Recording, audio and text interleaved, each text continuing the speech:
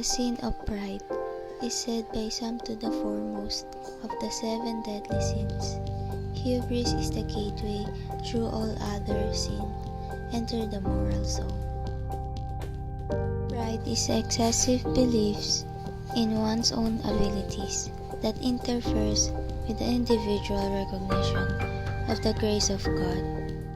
It has been called the sin from which all others arise. Pride is also known as vanity.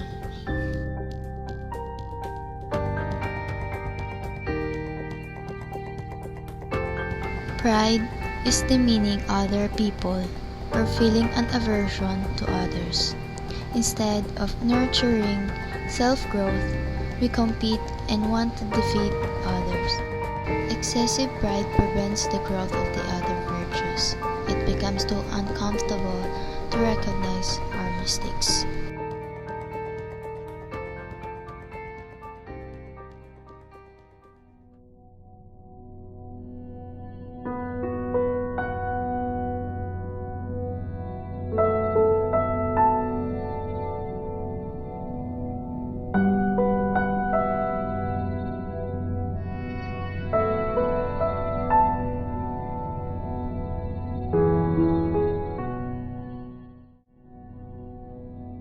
Greed, one of the deadly sins. It is like a lust and gluttony, a sin of desire. It is applied to an artificial rapacious desire and pursuit of material possessions, hoarding of materials or objects, theft and robbery, especially by means of violence, are all actions that may be inspired by greed.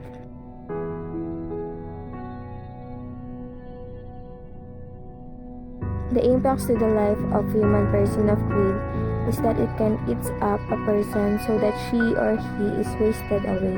Due to the heat of the bad traits it makes one develop, such as selfishness, anger, jealousy, and unhealthy competition.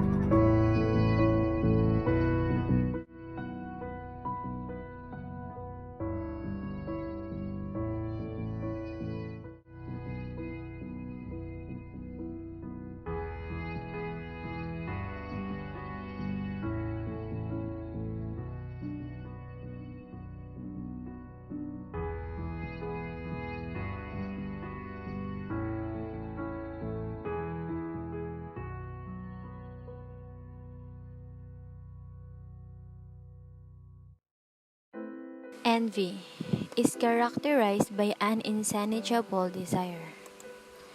It is a feeling of discontented or resentful longing aroused by someone else's possessions, qualities, or luck.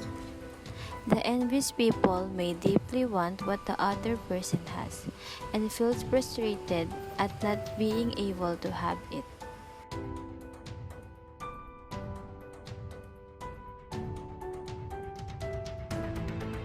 Envious people tend to feel hostile, resentful, angry, and irritable. Envy is also related to depression, anxiety, the development of prejudice, and personal unhappiness.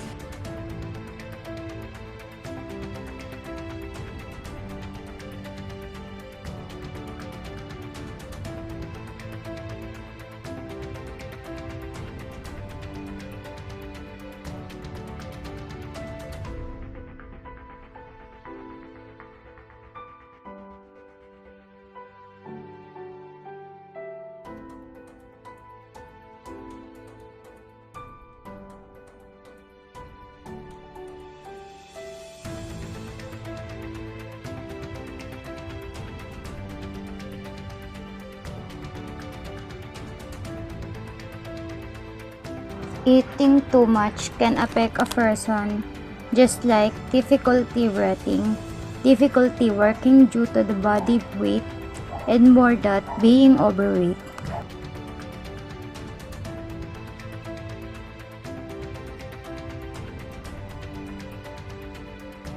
Gluttony means overindulgence and overconsumption of food, drinks, or wealth items, particularly as status symbols.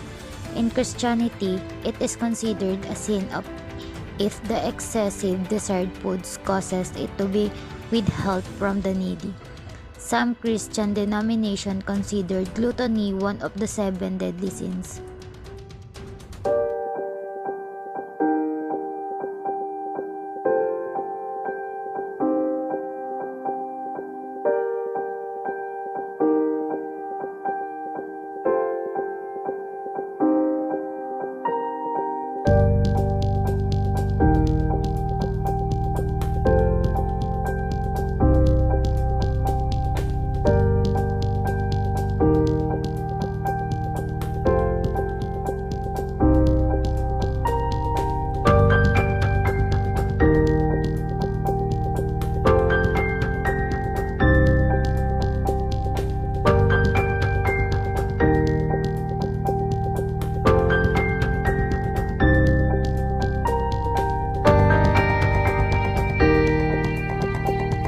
Wrath is one of 7 deadly sins, which define as controlled feelings of anger, rage, and even hatred.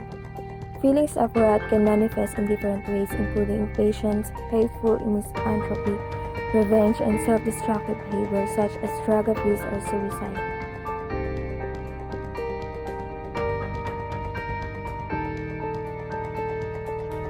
The impacts to life of the human person of wrath is that it can cause lasting scars in the people they love most and get in the way of friendships, family, and other relationships.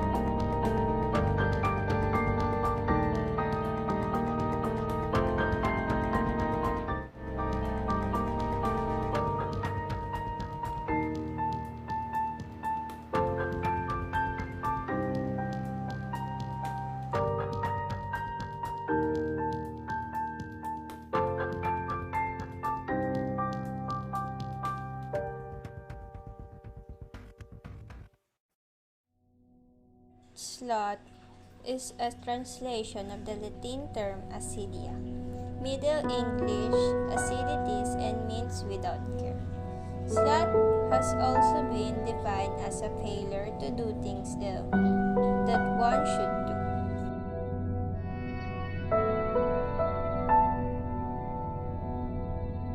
Understanding of the sin in antiquity was that this laziness or lack of work was simply a symptom of the vice of apathy or indifference, particularly an apathy or boredom with God.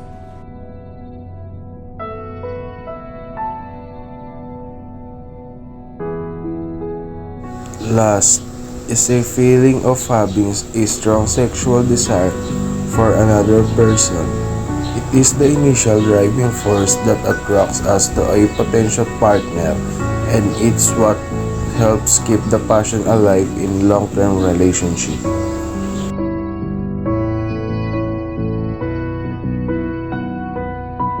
Lust turns people into liars, deceivers, and manipulators.